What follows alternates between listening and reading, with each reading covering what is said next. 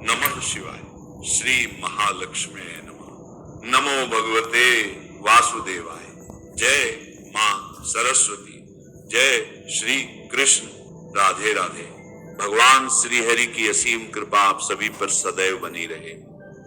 प्रभु पुरुषोत्तम आपके जीवन में सुख, शांति, सद्बुद्धि और भक्ति का प्रकाश बनाए रखें। ईश्वर से यही मंगल कामना है कि आपके प्रत्येक कार्य में सफलता प्राप्त हो और आपके हृदय में सदैव भगवान के नाम का स्मरण बना रहे।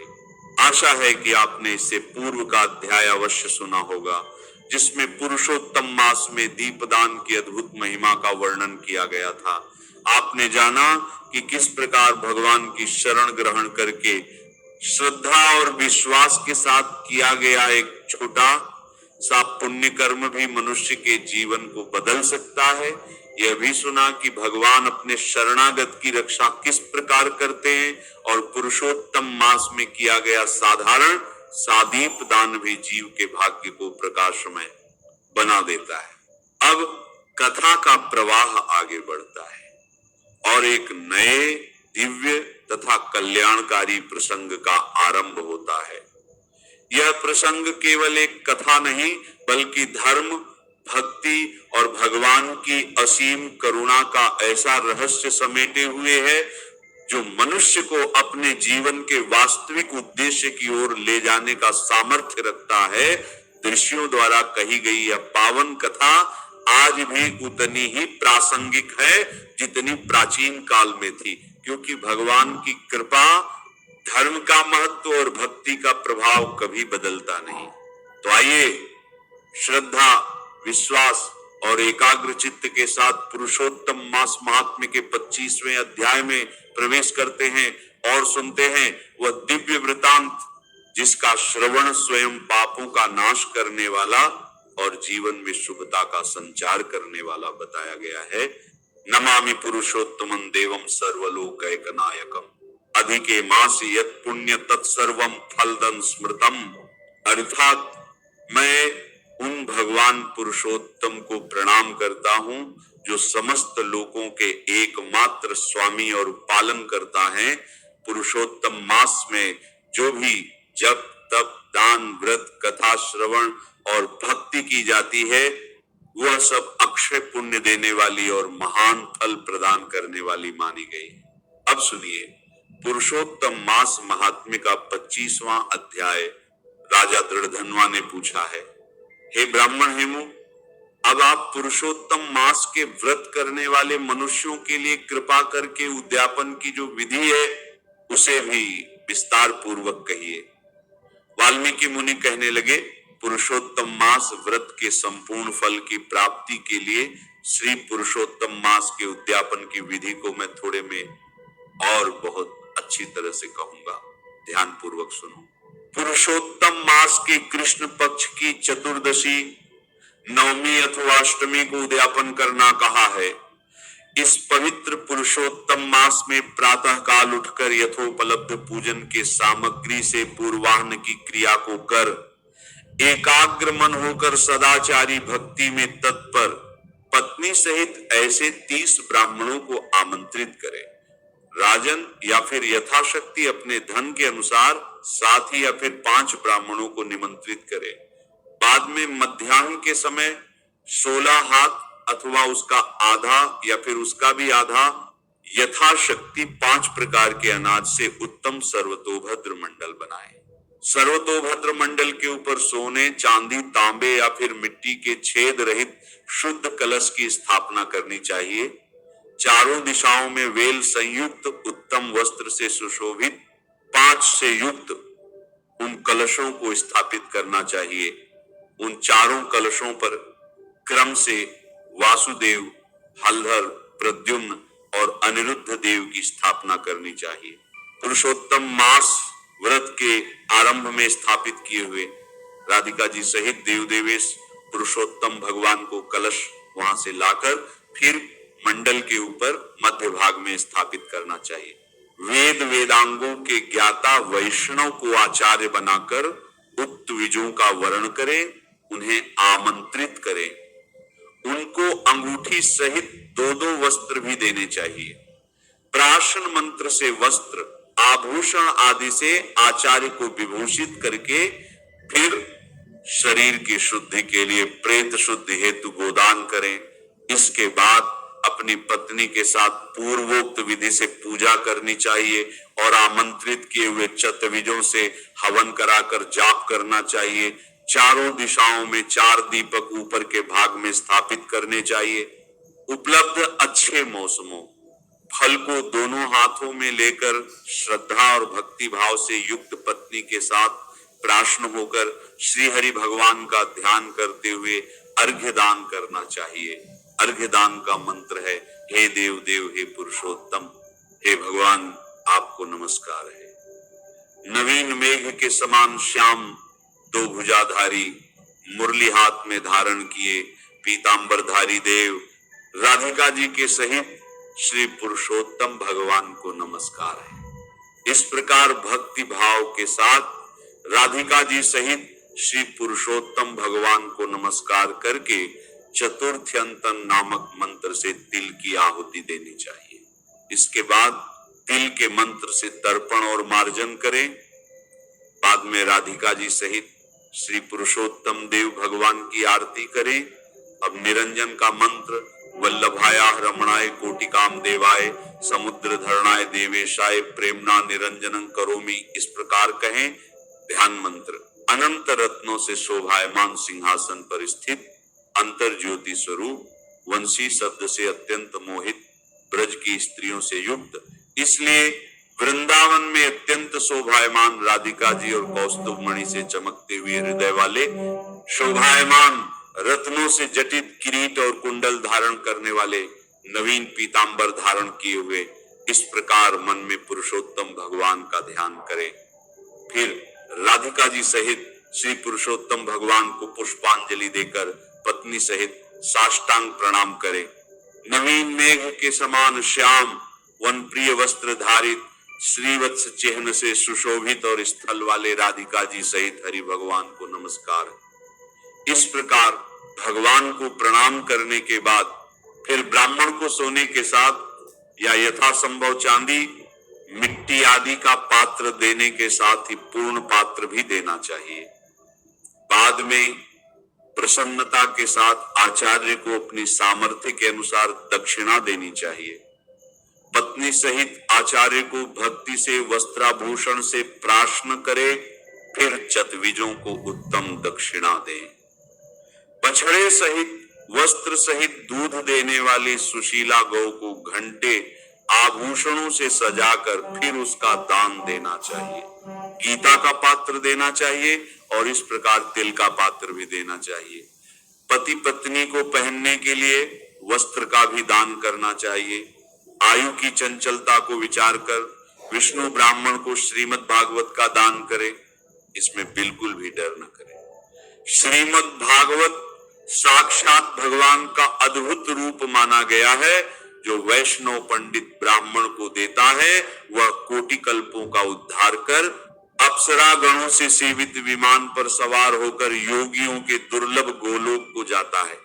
हजारों कन्यादान, सैकड़ों वाजपेयी यज्ञ, धान्य दान, क्षेत्र दान और जो तुला दान आदि 8 महादान हैं और वेदों में कहे गए हैं, वे सब श्रीमद् भागवत दान की 16वीं कला की बराबरी नहीं कर सकते। इसलिए श्रीमद् भागवत को सोने के सिंहासन पर अर्थात श्रीमद् भागवत की पुस्तक को सोने के सिंहासन पर या अपनी सामर्थ्य के अनुसार धातु के सिंहासन पर स्थापित कर वस्त्राभूषण से सुसज्जित कर विधि पूर्वक वैष्णव ब्राह्मण को 30-30 मालपुए रखकर ब्राह्मण को दे। हे राजन, हर एक मालपुए में जितने छेद होते हैं उतने वर्षों पर्यंत वैकुंठ लोक में जाकर वो वास करता है। योगियों को दुर्लभ निर्गुण धाम को जाता है। जो सनातन ज्योतिर्धाम गोलोक है वहां से नहीं लौटते, उसी लोक को जाता है अर्थात मोक्ष को प्राप्त करता है। श्री पुरुषोत्तम भगवान के समीप संकल्प करके इन वस्तुओं का दान देना चाहिए। अब प्रार्थना करें, हे श्री कृष्ण, समस्त इस लोक तथा परलोक की कामनाओं को शीघ्र पूर्ण कीजिए।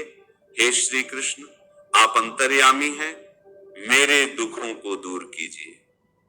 इस प्रकार गोविंद भगवान की प्रार्थना कर प्रसन्नता पूर्वक श्री पुरुषोत्तम भगवान का स्मरण करता हुआ पत्नी सहित सदाचारी ब्राह्मण को भोजन कराए। ब्राह्मण रूप हरि और ब्राह्मणी रूप राधिका का स्मरण करता हुआ भक्ति पूर्वक गंगा और अक्षत से पूजन कर गुड़ मिश्रित खीर का भोजन कराए। व्रत करने वाला विधि पूर्वक भोजन सामग्री देने का संकल्प करे। अंगूर, केला, अनेक प्रकार के मौसमी फल, आम का फल, गुड़ के पकाए हुए सुंदर, उड़द के बने हुए बड़े, चीनी गुड़ के बने हुए घेवर, फेनी, खांड के बने हुए मंडप, खरबूजा, करी का शौक, अदरक, नींबू, आम और अनेक प्रकार के अलग अलग रसों से युक्त 6 प्रकार का भोजन सुगंधित पदार्थ से वासित गोरस को परोसकर कोमल वाणी में बोलते हुए, यह स्वादिष्ट है, इसे आपके लिए तैयार किया गया है, प्रसन्नता के साथ भोजन कीजिए। हे ब्राह्मण, हे प्रभु, जो इस पकाए हुए पदार्थ में अच्छा मालूम हो उसे आप मांगिए। मैं धन्य हूं, आज मैं ब्राह्मण के अनुग्रह का पात्र हुआ, मेरा जन्म सफल हुआ। इस प्रकार कहकर आनंद पूर्वक ब्राह्मण को भोजन कराकर फिर पान और दक्षिणा दे। इलायची, लौंग, कपूर, नागकेसर, कस्तूरी, जावित्री, कथा और चूना, इन सब पदार्थों को मिलाकर भगवान को देना चाहिए और ब्राह्मण को विधि पूर्वक वस्त्राभूषणों से अलंकृत कर वंशी देकर सीमा तक उन ब्राह्मणों को पहुंचाकर फिर विसर्जन करे। मंत्रहीनो, क्रियाहीनो, भक्तिहीनो जनार्दन, इस मंत्र से पुरुषोत्तम भगवान को संपूर्ण समर्पण करके ऐसा कहें, यस्य स्मृत्याच नामोक्त्या तपो यज्ञ क्रियादिषु, इस मंत्र से जनार्दन भगवान को नमस्कार करके पूजा पाठ में, दान में, भोजन में जो कोई कमी रह गई हो वह अच्युत भगवान की कृपा से पूर्ण फल देने वाली हो, ऐसा कहकर प्रीति पूर्वक भोजन कराएं। अन्य शेष भूतों को डालकर मिथ्या भाषण से रहित होकर अर्थात षष्ठी को न बोले, अमावस्या के दिन रात में जागरण करें, सोने की प्रतिमा में अथवा मिट्टी या चांदी की प्रतिमा में राधिका जी सहित श्री पुरुषोत्तम भगवान का पूजन करें। पूजा के अंत में पत्नी सहित भक्ति को प्रसन्नचित होकर नमस्कार करके राधिका जी सहित श्री पुरुषोत्तम भगवान का विसर्जन करना चाहिए। फिर आचार्य को मूर्ति सहित चढ़ा हुआ सामान भी देना चाहिए। अपनी इच्छा अनुसार यथा योग्य अन्य दान देना चाहिए। जो किसी उपाय से इस व्रत को करे और उत्तम भक्ति से द्रव्य के अनुसार दान दे, स्त्री अथवा पुरुष, जो कोई भी श्रद्धा से इस व्रत को करता है, जन्म जन्मांतर में दुख, दरिद्रता और दुर्भाग्य को नहीं भोगना पड़ता। जो लोग इस व्रत को करते हैं वे शीघ्र ही अनेक प्रकार के मनोरथों को प्राप्त करके सुंदर विमान पर चढ़कर श्रेष्ठ वैकुंठ लोक को जाते हैं। श्री नारायण बोले, इस प्रकार जो श्री कृष्ण भगवान का प्रिय पुरुषोत्तम मास व्रत विधि पूर्वक और श्रद्धा के साथ करता है, वह इस लोक के सभी सुखों को भोग कर और पाप राशि से मुक्त होकर अपने पूर्व पुरुषों के साथ अर्थात अपने पूर्वजों के साथ गोलोक को जाता है। अगर आप सभी ने भी पुरुषोत्तम मास का व्रत किया है या नियमों का पालन किया है, तो यदि आपने इन तिथियों में उद्यापन नहीं किया हो तो आप अमावस्या के दिन भी, यानी जो अधिक मास का अंतिम दिन है, उस दिन भी आप उद्यापन कर सकते हैं। उद्यापन आप चाहे तो कथा में बताई गई विधि के अनुसार कर सकते हैं या फिर अपनी सामर्थ्य के अनुसार किसी निर्धन को भोजन कराकर या अपनी सामर्थ्य के अनुसार दान दक्षिणा देकर भी कर सकते हैं। और अगर हो सके तो, क्योंकि अमावस्या का दिन अधिक मास का अंतिम दिन है, ऐसे में आप एक पेड़ अपने पूर्वजों के नाम से जरूर लगाएं। छायादार हो या फलदार हो या फिर हमारे धर्म में बताया गया कोई भी पवित्र पौधा हो, जैसे आम, पीपल, बरगद या फिर शमी का पौधा, तुलसी जी का पौधा, आंवला का पौधा, केले का पौधा भी आप लगा सकते हैं। और जब तक वह पौधा बड़ा न हो जाए उसकी अच्छे से देखभाल जरूर करें। और ज्यादा से ज्यादा लोगों को भी पेड़ लगाने के लिए आप जरूर प्रोत्साहित कीजिएगा। इस प्रकार पुरुषोत्तम मास का यह पावन अध्याय यही पूर्ण होता है। इस पूरे मास में शास्त्रों ने जप तप दान व्रत भजन कथा श्रवण दीपदान और भगवान श्री हरि की आराधना का जो महत्व बताया है उसका सार यही है कि मनुष्य अपने जीवन को धर्म करुणा और सदाचार से जोड़कर प्रभु की कृपा का पात्र बने। यदि आप सभी ने भी श्रद्धा और विश्वास के साथ पुरुषोत्तम मास का व्रत किया है या इस मास में अपनी सामर्थ्य के अनुसार नियमों का पालन किया है तो एक बात का विशेष ध्यान रखिए। यदि किसी कारणवश आपने निर्धारित तिथियों में अपने व्रत का उद्यापन नहीं किया है तो अधिक मास के अंतिम दिन अर्थात अमावस्या के दिन भी विधि पूर्वक उद्यापन किया जा सकता है। शास्त्रों में उद्यापन को व्रत की पूर्णता माना गया है, इसलिए अपनी श्रद्धा और सामर्थ्य के अनुसार अवश्य उद्यापन कीजिए। आप चाहें तो कथा में बताई गई विधि के अनुसार ब्राह्मणों का सत्कार भोजन और दान दक्षिणा देकर उद्यापन कर सकते हैं, और यदि परिस्थितियां इसकी अनुमति न दें तो किसी निर्धन असहाय या जरूरतमंद व्यक्ति को भोजन कराना वस्त्र दान करना अथवा अपनी सामर्थ्य के अनुसार किसी योग्य स्थान पर दान देना भी अत्यंत पुण्यदायी माना गया है। भगवान भाव के भूखे हैं, इसलिए सबसे महत्वपूर्ण आपकी श्रद्धा और निष्ठा है। इसके साथ ही एक और विनम्र निवेदन है। अधिक मास की अमावस्या इस पवित्र मास का अंतिम दिन होती है। यदि संभव हो तो इस दिन अपने माता पिता पितरों अथवा पूर्वजों की पुण्य स्मृति में एक पौधा अवश्य लगाइए। यह केवल एक पौधा नहीं होगा बल्कि आने वाली पीढ़ियों के लिए आपका एक पवित्र उपहार होगा।